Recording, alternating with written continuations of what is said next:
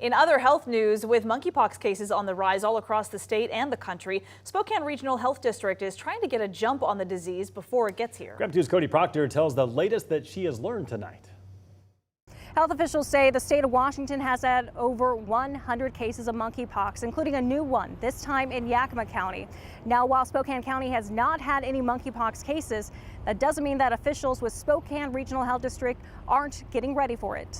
SRHD says they're reaching out to people who have been identified as high risk and offering them the Jynneos vaccine.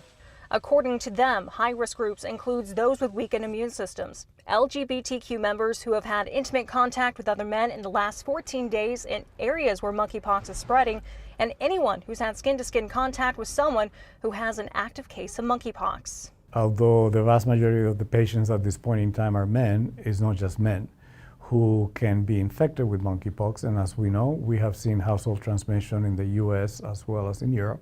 Dr. Velasquez says cases have also been found in women and children.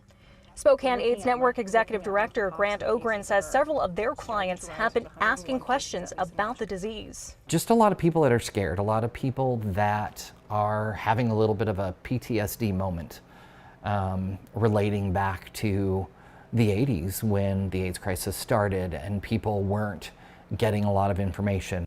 Esteban Heravia with Spokane Pride says he's nervous about the perception monkeypox could have on the LGBTQ plus community. And I think it's just a perception, right? That is only one group. And I think it's important for us to understand that anybody could get it at any point.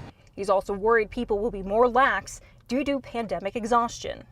This is going to be really tricky in our messaging, in our strategy, and in making sure that folks understand that, yeah, sure, it may not be affecting you now, but you need to be doing things to prevent it in the future.